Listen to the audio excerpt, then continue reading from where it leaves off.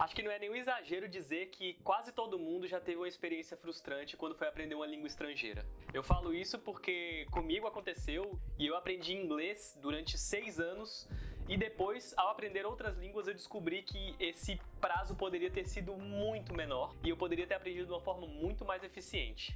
A gente sabe que o sistema de ensino ele tem lá suas falhas, né? Então, assim, a forma como é ensinado nas escolas não necessariamente é a forma mais rápida de você conseguir se comunicar no idioma. Mas quem sou eu para dizer isso? Bom, se você não me conhece, meu nome é Felipe. Se você me conhece, meu nome continua sendo Felipe. Eu aprendi idiomas durante a minha vida e assim, eu comecei a aprender com 13 anos, demorei muitos anos para aprender inglês, depois aprendi espanhol, depois aprendi francês, depois aprendi húngaro e eu estou fazendo esse vídeo com o objetivo, além de compartilhar os métodos que eu usei, lançar um desafio para mim mesmo de aprender italiano em 3 meses.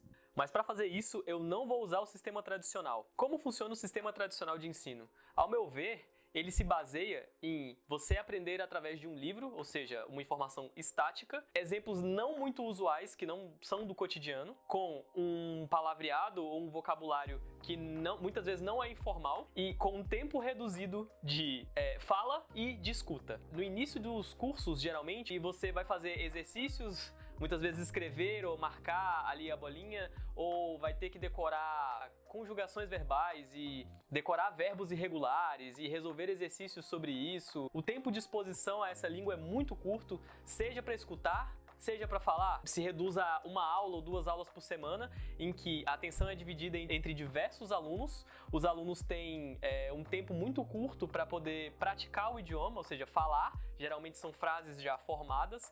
E tem um tempo muito curto de exposição no que se refere a escutar o idioma. Por que eu não concordo muito com esse método?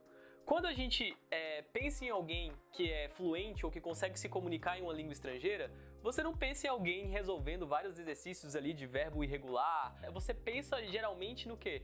Numa pessoa se comunicando naquela língua. Então eu acho que o foco tem que ser muito maior na escuta e na fala do que em resolver exercícios e decorar regras gramaticais. Tá, mas se não é no método tradicional, como que eu aprendo o idioma? E por mais clichê que isso possa parecer, eu aprendo com 2 premissas. A primeira, me divertir durante o processo, e a segunda, ter um objetivo com aquela língua. Exemplo, como eu gostava muito de jogar videogame e todos os jogos que eu jogava eram em inglês, o que eu fazia eu tentava entender o que estava sendo falado ali porque eu precisava daquilo. Eu precisava daquilo para poder passar ali daquela fase, para poder aprender alguma coisa do jogo e tudo mais. Então era um objetivo para mim aprender inglês por causa disso. E era um processo divertido porque era com videogame, era uma coisa que eu já gostava. Hoje em dia eu gosto muito de assistir filmes e escutar podcast. Então o que eu faço eu assisto filmes na língua que eu estou aprendendo ou eu escuto podcast na língua que eu estou aprendendo. Eu acho que é importante a gente consumir conteúdo na língua que a gente está aprendendo, exatamente porque os criadores desse conteúdo pensam no conteúdo de acordo com a sua língua. Então eles vão pensar nos trocadilhos ou nas nuances que tem a ver com aquela língua. Exemplo disso, um filme e livro muito conhecido chamado 50 Tons de Cinza. No Brasil, eles fizeram esse título 50 Tons de Cinza porque o nome do livro em inglês é 50 Shades of Grey. E Grey é cinza em inglês. Na verdade, Grey é o nome do personagem principal, que é Christian Grey. Então, 50 Shades of Grey quer dizer as 50 nuances do Grey, sabe? Da personalidade dele, como que aquilo ali muda no decorrer do livro e do filme e tudo mais. Só que em português não fez muito sentido. Então, eu acho que você se divertir enquanto você aprende faz muito sentido e ajuda a sedimentar esse conhecimento na sua cabeça. A segunda técnica que eu uso é a escuta ativa. E, claro, tem muito a ver com a primeira. Se eu vou praticar uma escuta ativa, eu vou escutar coisas que eu me divirto, né? Podcast, música, filme. E qual que é a diferença da escuta ativa para uma escuta passiva? Ou uma escuta em geral? Você só escutar a música ou só deixar o filme ou a televisão ligada em plano de fundo não faz muito sentido, porque assim, apesar de que você vai ter um certo contato com a língua, mas você não vai pegar o vocabulário que está sendo falado ali. Então a escuta ativa é você pegar um conteúdo que você gosta muito e você escutá-lo várias vezes, você praticar focar a escuta daquele conteúdo, você vai se acostumar com o que está sendo dito ali e você vai pegar algumas palavras e a estrutura da frase, como ela é falada, como ela é feita, tudo baseado num diálogo que existe na vida real, na forma como se fala a língua na vida real. A escuta ativa nada mais é do que você consumir conteúdo, seja de podcast, de filme ou de música, naquele idioma que você está aprendendo e anotar as palavras que você acharia interessante aprender. A terceira dica, que tem a ver com as palavras que você acha interessante aprender, tem muito a ver com quantas palavras você precisa falar no idioma para conseguir falar ele fluentemente. Não sei se você sabia, mas você não precisa aprender todas as palavras do idioma para falar ele fluentemente. A regra de Pareto, ou o princípio de Pareto, diz que 80% dos efeitos são conseguidos com 20% das causas. O que quer dizer que com 20%, digamos, do vocabulário de uma língua, você consegue falar praticamente tudo. E assim, claro, você vai poder aprender no decorrer da sua vida as outras palavras que faltam. Mas o importante é que com a parte muito pequena, você consegue ter um resultado muito grande. Então, você não precisa focar a princípio em palavras que você nunca vai usar. Tá, mas como é que eu sei quais são as palavras mais faladas numa língua? Tem um site chamado Wiktionary, que ele tem listas de frequência, ou seja, ele pega as palavras mais faladas na língua e coloca por título de importância, ou seja, sei lá, você vai pegar no inglês, eu acho que a primeira é o artigo, vai estar em primeiro lugar, ou seja, essa é a palavra mais falada na língua inglesa, então necessariamente você vai ter que sabê-la. E vai colocando por ordem, até chegar no número 1000. Geralmente esse número de 1000 palavras você já consegue se comunicar na língua. Além desse Wiktionary, dessa página, você tem também alguns livros de frequência de vocabulário. Então você tem eles em francês, inglês, espanhol, italiano, da língua que você quiser. Esses livros geralmente são pagos, assim, não sei se você consegue de outra forma na internet, mas esses livros são uma boa forma de você conseguir saber quais são essas palavras e trabalhar em cima das palavras que mais são faladas. Agora que você tem as palavras mais faladas, existe uma técnica chamada sistema de repetição espaçada. Ela tem base na nossa curva de esquecimento ou curva de retenção. Ou seja, tem um estudo que diz que se eu te ensino uma palavra agora, se eu te ensino uma frase, digamos, eu vou te falar como se fala bom dia de uma forma formal em húngaro, que é Jó napot kívánok. E aí, você escutou essa palavra, então se eu te perguntar de novo, talvez você consiga repetir. Se você não praticá-la, você não ler de novo, você não escutá-la de novo, dentro de 1 hora, você já vai ter esquecido mais de 20%. Em 24 horas, você já vai ter esquecido mais de 60%. E dentro de 1 semana, de 1 mês, você já vai ter esquecido completamente, se você não praticar. Existem aplicativos que trabalham em cima dessa curva de esquecimento ou curva de retenção. Você cadastra a palavra lá, então você coloca lá, como se fala bom dia em inglês. Aí você coloca a palavra. O aplicativo ele vai te mostrar a palavra e aí você vai dizer se você achou fácil, se você achou normal ou se você achou difícil. No caso difícil seria você não lembra. Então se você não lembra, ele vai te mostrar essa palavra dentro de um prazo muito curto, tipo 1 hora. Se você achou normal, ele vai te mostrar dentro do prazo não tão curto assim, sei lá, digamos 1 dia. Se você achou muito fácil, ele vai colocar lá pra frente. Ele vai colocar pra 7 dias. E aí, quando essa palavra aparecer de novo, você vai avaliar. Nossa, eu lembrei com facilidade, eu lembrei mais ou menos, não me lembro de nada.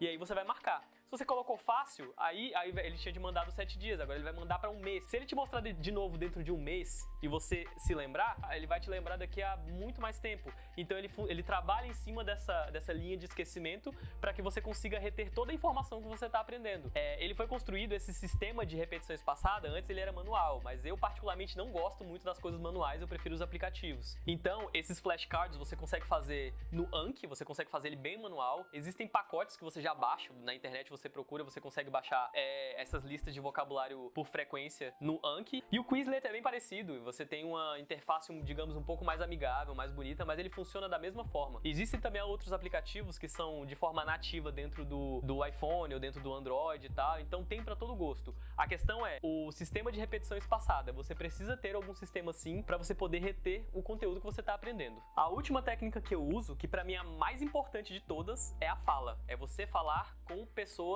no idioma que você está aprendendo. Ideal seria falar com nativos, mas a gente sabe que nem sempre é possível. Quando eu morava em Brasília, eu participava de um grupo chamado Clube Poliglota. Então, esse Clube Poliglota, ele tem em várias cidades do Brasil. Não precisa necessariamente ser uma cidade muito grande, tem cidades pequenas também. E esse grupo é formado por pessoas que querem praticar idiomas. Às vezes, alguns estrangeiros estão morando no Brasil e querem praticar o português, e aí pode fazer aquela troca de idiomas, né? E não necessariamente tem que ser poliglotas, assim. Eu conheci várias pessoas que que estavam aprendendo um idioma só, por exemplo, estava aprendendo inglês muito básico e ia lá para praticar. Então o importante é você realmente praticar isso, porque se você não praticar, você não consegue falar. Você pode ler o quanto de teoria que você quiser, que você não vai conseguir falar o idioma se você não realmente falá-lo. Esse clube poliglota, ele tem no Brasil inteiro, na verdade ele tem no mundo inteiro, então assim, se você procurar prática de idiomas, clube poliglota, tem grupo no Facebook, tem uma plataforma chamada Meetup, que você consegue encontrar, onde estão rolando encontros para prática de língua estrangeira. Então assim, tem em todos os lugares. Geralmente você vai num lugar, às vezes eles marcam numa praça ou num restaurante,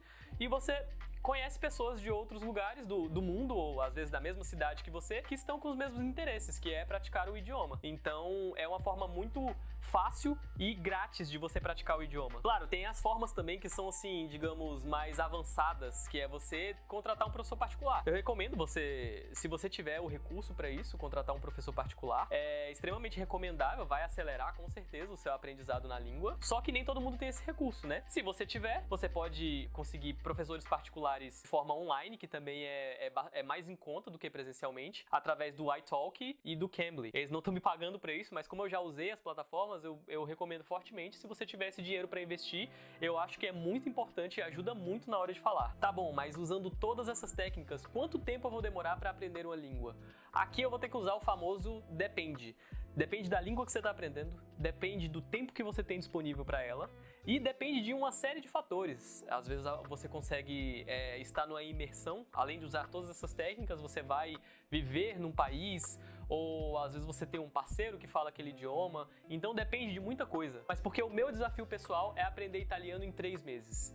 É porque, lembra que eu falei no início que pra mim 2 coisas são fundamentais no aprendizado de uma língua, que é você ter um objetivo com isso e você se divertir no processo. Pois bem, o meu objetivo é, minha mãe vem me visitar em abril, ou seja, daqui a 3 meses, e a gente vai fazer uma viagem pra Itália, que é a diversão no processo. Então eu já tenho umas 2 coisas principais que eu preciso pra aprender a língua. Eu vou me divertir no processo e eu tenho um objetivo muito importante, que é conseguir me comunicar com todo mundo ali e fazer uma viagem muito agradável, em que eu consiga expressar minhas opiniões, pedir uma coisa se necessário e não ficar perdido ali no meio, porque talvez algumas pessoas não falem inglês ou não se comuniquem em outra língua. Por que eu acho que 3 meses pra mim vai ser suficiente pra eu chegar no nível que eu estou pretendendo chegar? Tem um órgão nos Estados Unidos chamado FSI, que ele determina a quantidade de horas necessárias para aprender um idioma. Claro, ele é baseado na realidade dos estadunidenses, então eu acho que é um órgão para embaixadores, não, é diplomatas, é um órgão para diplomatas, então ele diz se você tem como língua materna o inglês, quanto tempo demoraria para você aprender uma língua,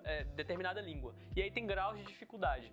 O italiano, ele requer um esforço muito menor do que outras línguas, por exemplo, o árabe, mandarim, coreano. Então, para falantes de língua inglesa, o italiano requer um estudo de 600 horas da língua. Então, isso quer dizer que, para nós, que temos como língua nativa o português, que é uma língua de raiz latina, assim como o italiano, esse número seria muito menor. Não existe um órgão que determine quanto tempo seria, mas eu chuto aqui no baixo, assim, acho que umas 200 horas estaria de bom tamanho. Então, eu pretendo com isso dividir essas 200 horas mais ou menos dentro desses 3 meses e eu acho que não vai ser um prazo tão curto não. Pra ser sincero, eu acho que vai ser suficiente. E levando em consideração que eu também falo outros idiomas de raiz latina. Então, se eu falo o espanhol e o francês, isso pode me ajudar bastante no italiano. Eu não estudei nada de italiano até agora, mas eu sei que uma coisa ou outra, se eu não consigo pegar do espanhol, eu consigo pegar do francês. Janela, por exemplo, em português é janela, em espanhol é ventana e em francês é fenêtre. Então eu sei que em italiano provavelmente vai ser parecido com algumas dessas. Eu anteriormente olhei essa palavra e eu vi que é finestra, então se parece com o francês. Tem outras palavras que vão se parecer com o português. Sendo bem sincero, eu sei que no final de 3 meses eu não vou ter aprendido muitas coisas que são importantes para aprender numa língua, mas o meu objetivo é